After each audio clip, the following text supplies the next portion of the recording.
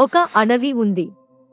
ఆ అడవిలో కేవలం గడ్డి, ఆకులు తినే జంతువులు ఉన్నాయి. అక్కడ ఒక కుందేళ్ల కుటుంబం నివసిస్తోంది. తాతయ్య పేరు హిష్ణయ్య, అమ్మమ్మ పేరు కమల. వాళ్ళ కొడుకు పేరు మోహన్, కోడలు పేరు గౌరీ. వారికి 2 కొడుకులు, పెద్దవాడు రాజు, చిన్నవాడు చిట్టి. చిట్టికి పక్కింటి బంటి, బాబ్లు, లడ్డు, కన్న అనే కుందేళ్ల స్నేహితులు ఉండేవారు. అలాగే ఇతర జంతువులు ఉడుత, ఎలుక, తాబేలు, చిలుక, కప్ప, తుమ్మెద, కోతి స్నేహితులు ఉండేవారు. ఈ కుటుంబం చీకటి అడవిలో కుందేళ్ల వీధిలో నివసిస్తోంది. అక్కడ చాలా పాతదైన, శిథిలమైన హనుమాన్ గుడి ఉంది. అది పెద్ద గుడి, అందులో హనుమంతుడి విగ్రహం ఉంది. చిట్టి హనుమంతుడి భక్తుడు. ప్రతిరోజూ గుడికి వెళ్లి ప్రార్థన చేస్తాడు. స్నేహితులతో కలిసి గుడిలో గడుపుతాడు. ఒకరోజు చిట్టి అన్నయ్య రాజు కుందేలు, బంటి కుందేలు, రాణి చిలుక పండ్లు వెతకడానికి వెళ్లారు. అదే సమయంలో నక్కల గుంపు అడవిలోకి ప్రవేశించి వారిపై దాడి చేసింది. వారు చనిపోయారు. చిట్టి కుటుంబానికి ఈ విషయం తెలిసింది. చిట్టి మనసు చాలా బాధపడింది. ఇంటికి వెళ్లడం మానేసి ఎప్పుడూ గుడిలోనే నిద్రపోతూ ఉండిపోయాడు. నక్కల గుంపు ప్రతిరోజూ జంతువులపై దాడి చేస్తూనే ఉంది. చిట్టి భోజనం చేయడం కూడా మానేశాడు. ఒకరోజు రాత్రి హనుమంతుడు ప్రత్యక్షమై చిట్టికి కొన్ని రుద్రాక్షమాలలు ఇచ్చాడు, కొన్ని మంత్రాలు నేర్పించాడు. దాంతో చిట్టికి అద్భుతమైన శక్తులు వచ్చాయి. నక్కలు ఎడతెరపి లేకుండా కోతులు, కుందేళ్లు, ఎలుకలు, తాబేళ్లను చంపుతూనే ఉన్నాయి. చిట్టి, అతని స్నేహితులు జరుగుతున్న సంఘటనల గురించి చర్చించారు. వాళ్ళు మనల్ని తినడం లేదు, కేవలం చంపుతున్నారు. ఎందుకు అని ఆలోచించారు, కానీ కారణం అర్థం కాలేదు. ఒక పౌర్ణమి రోజు రాత్రి పెద్ద చీమల గుంపు ఒకదాని వెనుక ఒకటి గుడిలోకి ప్రవేశించడం కోతి చూసింది. ఇది చిట్టికి చెప్పింది. కాని చిట్టి, నువ్వు కలలు కంటున్నావు, వెళ్ళి నిద్రపో అన్నాడు. మరుసటి నెల పౌర్ణమి రోజు తాబేలు కూడా ఇదే చూసింది. అప్పుడు చిట్టి స్నేహితులతో కలిసి చూడటానికి వెళ్ళాడు. వారు చీమలను అనుసరించారు. చీమలు దేవుడి విగ్రహం అడుగున ఉన్న రంధ్రంలోకి వెళ్తున్నాయి. అక్కడ భూమిలోకి వెళ్లే మార్గం కనిపించింది. వారు లోపలికి వెళ్లారు. అక్కడ ఒక పెద్ద చీమ కనిపించింది. ఆ చీమ వారిని లోపలికి వెళ్లనివ్వలేదు. చిట్టి తన శక్తులను చూపించగా వారు లోపలికి వెళ్లడానికి అనుమతించారు. గదిలో విశాలమైన స్వర్ణ నాణాలు, బంగారం, వజ్రాలు నిధిలా ఉన్నాయి. వారు తిరిగి వచ్చి తాతయ్యకు చెప్పారు. తాతయ్య చెప్పాడు, 500 సంవత్సరాల క్రితం ఇక్కడ ప్రజలు నివసించేవారు. ఈ నిధి రాజులకు చెందినది. వారు దీన్ని ఇతర రాజ్యాల నుండి రక్షించడానికి గుడిలో దాచారు. ఒకరోజు ఆ నిధిని దోచుకోవడానికి రాజు దాడి చేశాడు. మంత్రికుడి సహాయంతో రాజ్యంలోని ప్రజలందరినీ చంపేశారు, కానీ నిధిని కనుగొనలేకపోయారు. చిట్టి అడిగాడు, ఈ నిధి కారణంగానే నక్కలు మనపై దాడి చేస్తున్నాయా? వాళ్ళు మనల్ని ఎందుకు తినడం లేదు?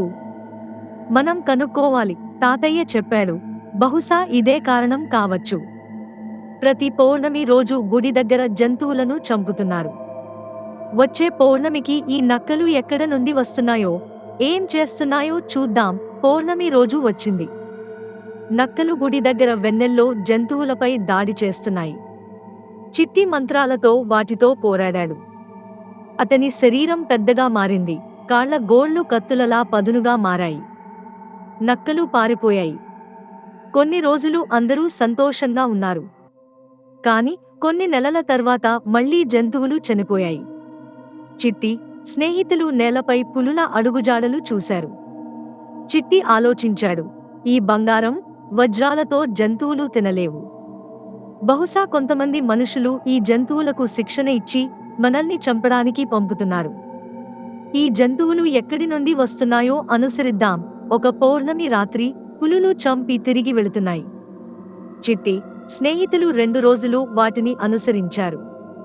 పులులు మంచు పర్వతంపై ఎక్కి పెద్ద అడవిలోకి వెళ్ళాయి. అక్కడ ఒక పెద్ద బంగళా ఉంది. పులులన్నీ బంగళాలోకి ప్రవేశించాయి.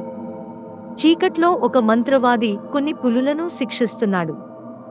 చిట్టి అతని ముందుకు వచ్చి జంతువుల శిక్షను ఆపమని అడిగాడు. మంత్రవాది అన్నాడు, నా బంగళాలోకి రావడానికి నీకెలా ధైర్యం వచ్చింది? నిన్ను కూడా శిక్షిస్తాను. నా కుటుంబం ఆ నిధిని వెతుకుతోంది. నిన్ను కూడా చంపుతాను. నాకు శక్తులు ఉన్నాయి. నువ్వు కేవలం ఒక కుందేలువి, ఏం చేయగలవు? మంత్రవాది నవ్వుతూ తన కర్రను పైకెత్తాడు. ఓ పసికుందేలా, నీవు ఎవరివో తెలుసా? నేను కాళరాత్రి మంత్రవాదిని.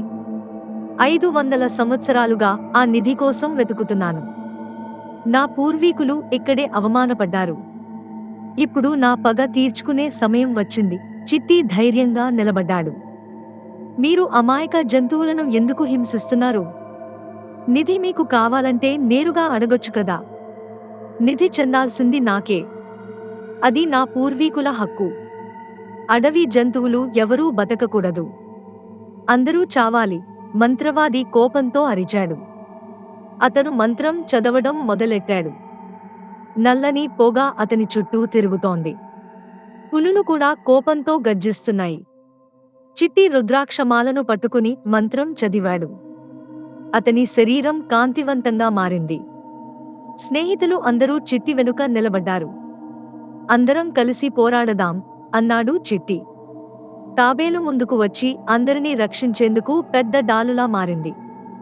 కోతి చెట్ల మీద నుంచి దూకి పులుల తలపై కొట్టింది. చిలుక గాలిలోకి ఎగిరి మంత్రవాది కళ్లపై దాడి చేసింది. మంత్రవాది కోపంతో ఉడిగిపోయాడు. ఇంకా నాతో తలపడతారా? అతను చేతిలోని కర్రను త్రిప్పి మరింత శక్తివంతమైన మంత్రం చదివాడు.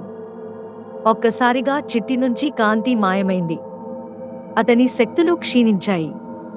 అతను నేలపై పడిపోయాడు. చిట్టి, అందరూ అరిచారు. మంత్రవాది నవ్వుతూ, చూడు, నీ శక్తులు ఎంత బలహీనమో. నా ముందు నీవు ఏపాటి? చిట్టి కళ్ళు మూసుకుని హనుమంతుడిని ప్రార్థిస్తున్నాడు. ఓ ఆంజనేయ స్వామి, మాకు సహాయం చేయండి. ఈ అడవిని, జంతువులను రక్షించండి. అప్పుడే ఆకాశంలో ఉరుము మోగింది. తీవ్రమైన గాలి వీచింది. అందరూ ఆశ్చర్యంగా చూస్తుండగా ఆకాశంలో హనుమంతుడి రూపం కనిపించింది. ఎర్రని కాంతితో వెలుగుతున్న హనుమంతుడి శరీరం క్రమంగా పెద్దదవుతూ వచ్చింది. కాళరాత్రి, నీవు చేసిన దుష్కర్మలకు శిక్ష తప్పదు.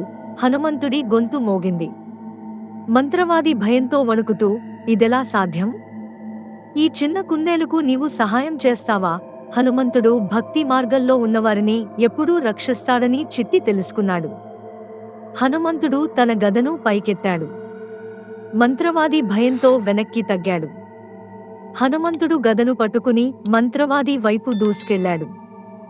నీవు చేసిన పాపానికి ప్రాయశ్చిత్తం చేసుకోవాలి. ఎన్ని అమాయక జంతువుల ప్రాణాలు తీశావు? మంత్రవాది భయంతో దిక్కులు చూస్తున్నాడు. నన్ను క్షమించండి స్వామి. నేను ఇకపై ఎవరికీ హాని చేయను. హనుమంతుడు మృదువుగా చిరునవ్వు నవ్వాడు. నీ హృదయంలో మంచితనం లేదు. నీలో మార్పు రావాలంటే నీకు శిక్ష అవసరం. హనుమంతుడి వేలి నుండి ఒక తేజస్సు మంత్రవాది వైపుకి వెళ్ళింది. మంత్రవాది నేలపై కూలిపోయాడు. అతని మంత్రశక్తులన్నీ నశించిపోయాయి. చిట్టి, నీ భక్తికి, ధైర్యానికి సంతోషించాను. ఆ నిధిని సరిగ్గా వినియోగించడం నీ బాధ్యత. దానితో అడవి జంతువులకు ఆశ్రయం కల్పించు. గుడిని తిరిగి నిర్మించు అని చెప్పి హనుమంతుడు అదృశ్యమయ్యాడు. చిట్టి, అతని స్నేహితులు ఆనందంతో గెంతులు వేశారు. వారు తిరిగి అడవికి చేరుకున్నారు.